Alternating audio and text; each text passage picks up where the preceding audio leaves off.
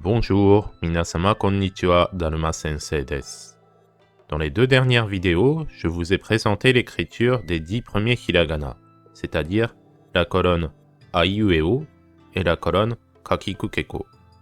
Dans cette vidéo, on va poursuivre avec la colonne S, c'est-à-dire les 5 hiragana Sa, Shi, Su, Se, So. C'est parti.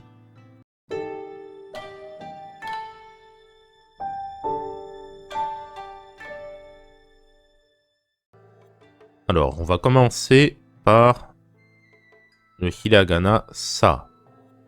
Pour écrire ça, vous tirez un trait horizontal légèrement biais. Vous venez croiser avec un autre trait à la verticale. Vous sautez à la fin du trait et vous complétez par un trait tout en bas, où vous marquez l'arrêt du stylo. Cette lettre en japonais, c'est le Sa. En alphabet, ça s'écrirait comme ça, S-A. Sa. Alors, vous pouvez prendre, comme d'habitude, une feuille, un stylo, et vous entraîner à écrire ça. Ça. Pour ceux qui auraient déjà vu les deux dernières vidéos, le Sa ressemble un peu au Ki, sauf qu'il n'y a qu'un seul trait horizontal. Pour rappel, le Ki s'écrivait de cette manière. Le Sa, ça ressemble un peu, mais avec juste un trait rouge horizontal. Quelques exemples de mots qui utilisent ce hiragana Sa. Donc je vais essayer au maximum de prendre les hiragana qu'on a déjà appris. Il y a par exemple Sai, avec le Sa en première position. I, c'est le deuxième caractère de hiragana qu'on a appris dans la première vidéo. Sai, c'est le rhinocéros. Sai. Ensuite, on peut aussi réutiliser ça et le hiragana Ka. Saka. Saka, ça veut dire une pente. Une pente. Saka. On peut aussi ajouter na pour dire sakana. Par contre, le na, on ne l'a pas encore appris, donc je vous le présenterai dans une autre vidéo. Sakana, ça veut dire poisson. On peut aussi utiliser le hiragana ku, qu'on a appris dans la dernière vidéo. Kusa. Kusa, ça veut dire herbe. Donc tout ce qui est pelouse, tout ce qui est gazon, c'est kusa. Dans le langage des jeunes, ces temps-ci sur internet, on peut aussi voir kusa pour dire un peu lol en japonais. Pourquoi kusa? Parce que rigoler en japonais se dit walau. Et walau, donc écrit en alphabet, ça commencerait par un W. Et ça, écrit plusieurs fois comme ça aurait tendance à ressembler à de l'herbe. Enfin, ça dépend, hein, ça dépend ce que vous avez fumé avant, mais ça a tendance à ressembler à de l'herbe. Donc tout le monde dit kusa pour désigner quelque chose de rigolo. Un peu comme le lol en français. Enfin, peut-être un dernier mot pour compléter, même s'il est un peu plus difficile que les autres. On peut utiliser le sa pour écrire sayonara. Sayonara. Alors, est-ce que vous savez ce que ça veut dire, sayonara? Je pense que oui, c'est l'un des premiers mots japonais que vous allez apprendre à l'école. Sayonara, ça veut dire au revoir. Encore une fois, il y en a certains en France qui disent sayonara. Alors, sayonara, ça s'écrirait comme ça.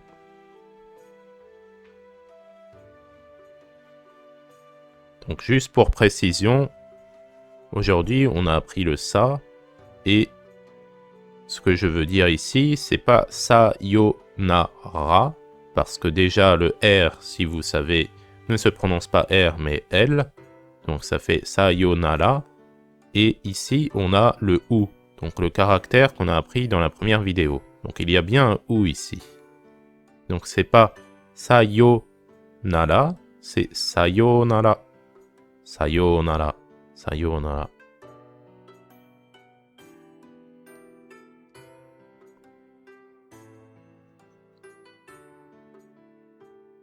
Continuons avec la deuxième lettre de la colonne Sa, qui est le Shi. Alors le Shi, il est très facile. Il n'y a qu'un seul trait. La seule difficulté qu'on pourrait avoir avec ce caractère, c'est que c'est dans la colonne Sa. Donc, on aurait tendance à penser que ça se lit Si. Sauf que Si, ça n'existe pas au Japon. Il faut lire ça Shi. Ce n'est pas Si, mais Shi. Alors, quelques exemples. Mais avant, vous pouvez prendre un stylo, une feuille, et puis essayer de vous entraîner, même si cette lettre est très facile. Donc, Shi, Shi, Shi. Et faites attention à bien arrondir le bas, parce que si jamais vous écrivez comme ça, c'est le caractère les en katakana. Donc il ne faut pas que ça soit pointu, il faut bien que vous faites un trait circulaire. Vous arrondissez le bas pour faire Shi, pas les.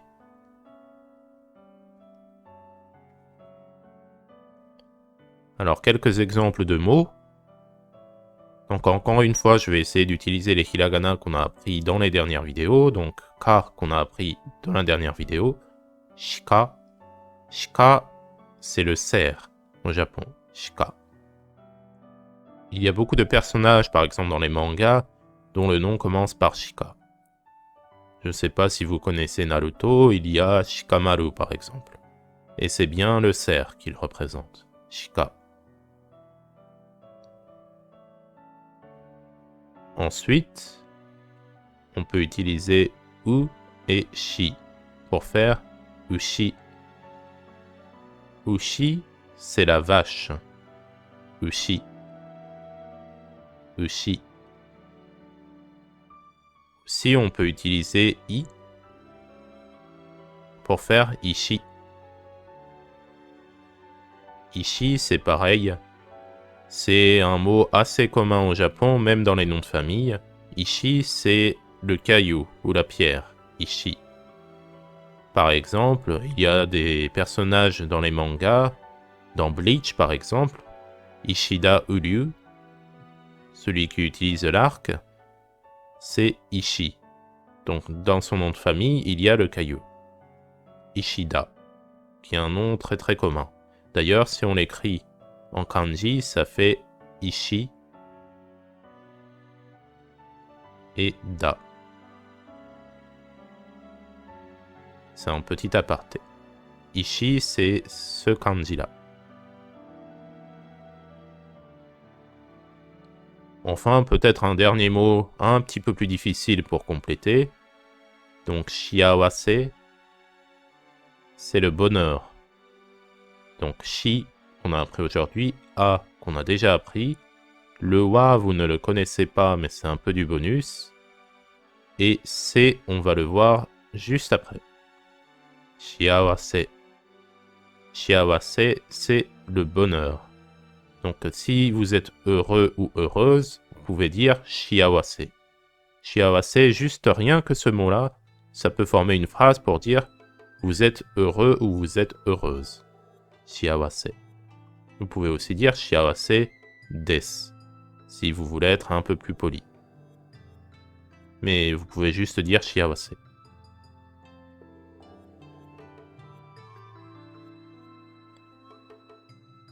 En parlant de des, dans des, il y a le caractère se. Donc vous tirez un trait horizontal ou légèrement embillé comme vous voulez et vous tirez un deuxième trait avec un petit looping au milieu et vous balayez sur la fin. Ça, c'est le caractère se. Encore une fois, au Japon, le U ne se prononce pas U. Ça se prononce E. Donc, ce caractère-là ne se prononce pas SU, mais va se prononcer SE. SE. Prenez une feuille, un stylo, et vous pouvez vous exercer. SE. SE. Encore une fois, je n'ai pas des talents de grand calligraphe. En plus, là, je suis en train d'écrire sur un PC avec un pointeur de souris. Ce n'est pas super facile. Mais bon, c'est un peu l'idée. Vous pouvez écrire ce caractère-là, et ce caractère représente ce. Ce.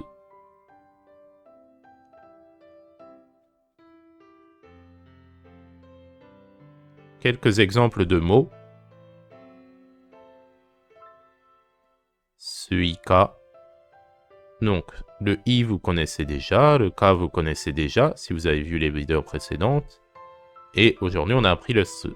Suika, ça désigne un fruit. Il s'agit de la pastèque. Suika. Suika.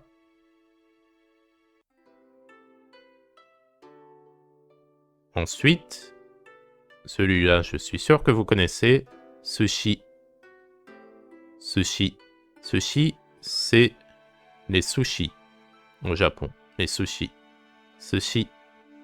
On peut aussi rajouter un O devant pour être un peu plus poli. On peut dire o sushi ou sushi. Juste un petit aparté sur la prononciation. Il y en a beaucoup en France qui lisent sushi un peu de cette manière. Donc j'exagère un peu. Ils font comme s'il y avait un O ici. Ils disent sushi. Sushi, sushi. Mais au Japon, ce caractère-là, SU, ne se lit pas su. Ça ressemble beaucoup, mais ça ne se lit pas su. Ça se lit se. Se. Donc c'est pas au sushi, c'est au sushi. Sushi. Sushi. Après, vous allez me dire, c'est beaucoup pointu. Je pense que si vous dites sushi, au Japon, ils comprendront quand même. Enfin, peut-être un dernier mot pour compléter, qui est beaucoup utilisé dans les animés et dans les mangas. Ski. Ski. Alors, ski, c'est le verbe aimer. Et comme au Japon, on n'a pas beaucoup de conjugaisons, si vous dites ski à quelqu'un, ça veut dire je t'aime, je vous aime. Ski. Pour je vous aime, peut-être que vous pouvez rajouter des derrière. Alors le D s'écrit comme ça, et le se dans des, c'est le même caractère qu'on vient d'apprendre tout de suite. Ski des, ça veut dire je vous aime, je t'aime. Après, dépendant des circonstances, par exemple, si vous regardez une vidéo et que vous aimez la vidéo, vous pouvez aussi dire ski des. Ano bideo ga ski des. Par contre, comme ski des tout seul forme une phrase, en fait, si vous faites comme ça, le japonais va devoir comprendre de lui-même est-ce que vous parlez de la personne qui est en face, donc je t'aime, est-ce que vous parlez de la vidéo que vous êtes en train de regarder, je l'aime, est-ce que vous parlez de vous-même quelquefois, je m'aime moi-même, ski des, etc. Donc vous pouvez aussi rajouter un complément d'objet devant le verbe.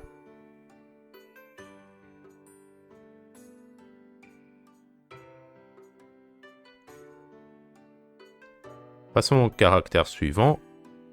On apprend aujourd'hui le C.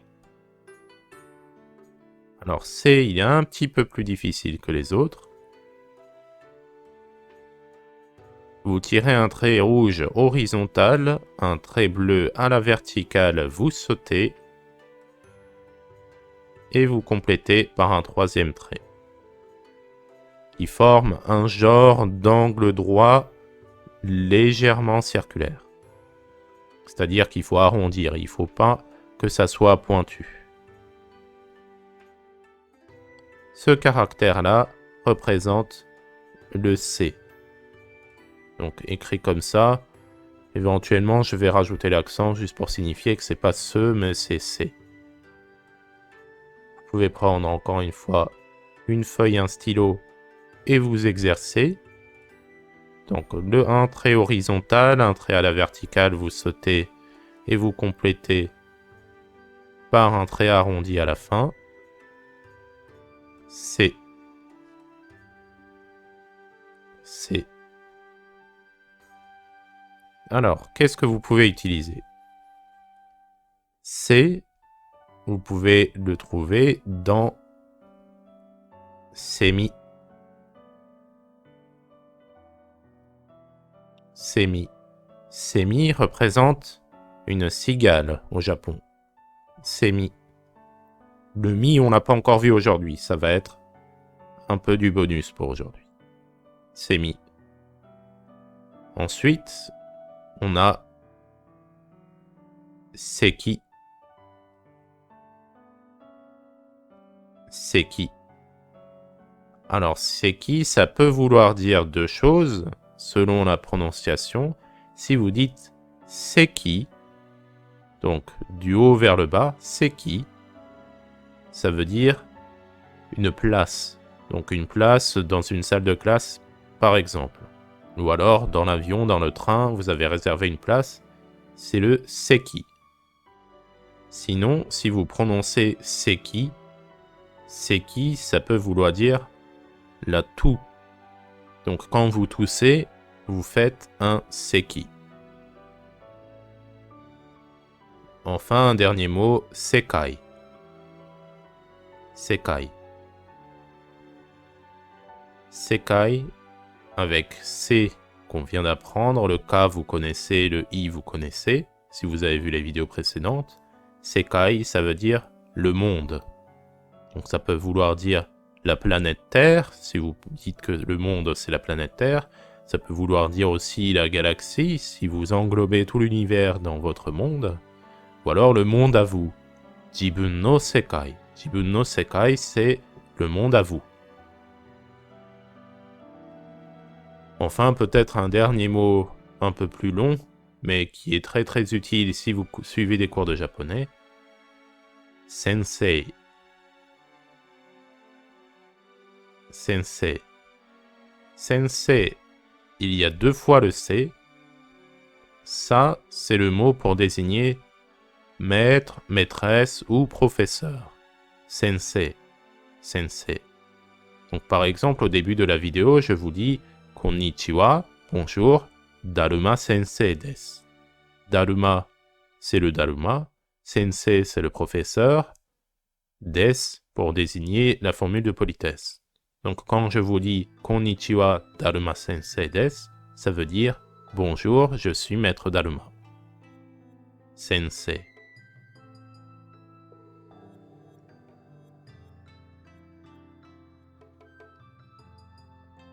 Alors, on va finir aujourd'hui par un dernier caractère. Donc, sans lever le stylo, vous allez écrire ceci. Qui est peut-être un petit peu difficile si on n'a pas l'habitude. Donc, vous faites un genre de Z de 0 et vous venez compléter par un trait circulaire. Ce caractère-là, c'est le so. So. So. Vous pouvez vous exercer avec une feuille et un stylo. So. Donc vous faites un genre de Z et vous complétez par un arc de cercle. So. So. So.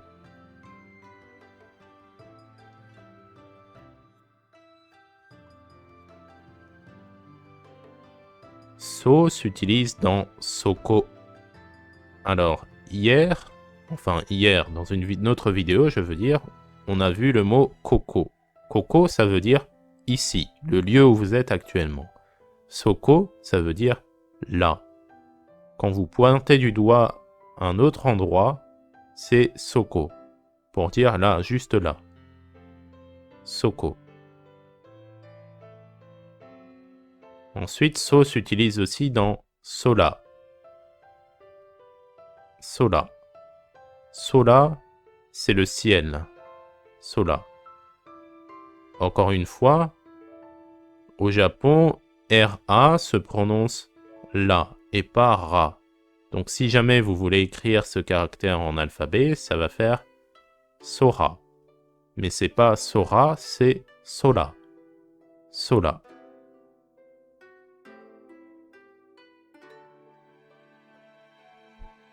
On peut aussi dire uso. Uso. Alors, uso, c'est le mensonge. Uso. Donc ceux qui mentent beaucoup, ils font beaucoup de uso. Il y a notamment un personnage dans One Piece qui s'appelle Usopp.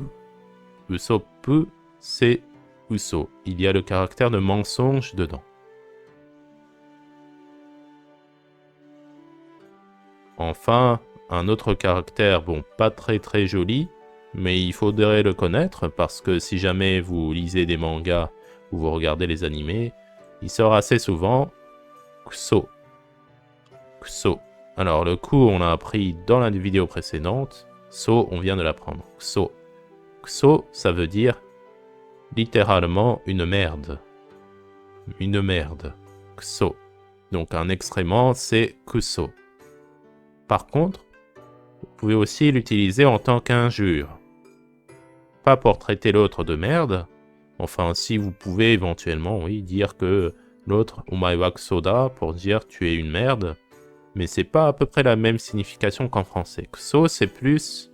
ça ressemble... Alors, littéralement, ça veut dire merde. Mais par contre, en tant qu'injure, ça ressemble plus à putain. Pour dire putain, ça fait chier, etc., c'est kuso. Par exemple, dans des mangas comme Dragon Ball, quand par exemple Cell affronte Vegeta et que Vegeta n'arrive pas à le vaincre, il dit Kuso, Kusotare, Kuso, Kuso. Donc ça veut dire merde, putain, fait chier. Ce n'est pas un mot très joli, mais il faudrait le connaître.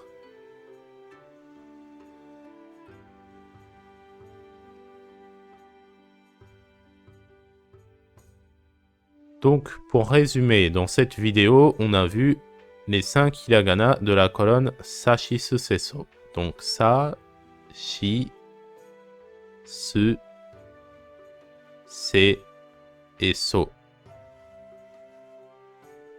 Donc, il s'agit de la colonne S, Sashisu Seso. Exactement comme la colonne Kakikukeko, il y a un effet spécial si vous ajoutez 2 traits au-dessus. Je sais pas dans quelle vidéo je vais vous montrer ça, mais en faisant ça, à la place de lire Sashisu Seso, vous allez lire, un peu comme un Z, Za, Ji, Zu, Ze, Zo. Seulement le Shi va être particulier, parce que le Shi, comme je vous l'ai dit tout à l'heure, c'est comme si vous mettez un H. Donc c'est pas si, c'est Shi. Donc si jamais vous mettez 2 traits ici, c'est pareil. Vous allez avoir un H. Donc ce n'est pas Zi, ça va être J. Za, Ji, Zu, Ze, Zo. C'est un petit aparté un petit peu en bonus pour ceux qui veulent progresser davantage. Encore une fois, merci d'avoir regardé cette vidéo jusqu'à la fin. N'hésitez pas à me laisser dans les commentaires ce que vous en avez pensé, si la vidéo est trop longue, si vous voulez d'autres explications, etc. それでは皆さん、本日もありがとうございました。また次の動画でお会いしましょう。またね。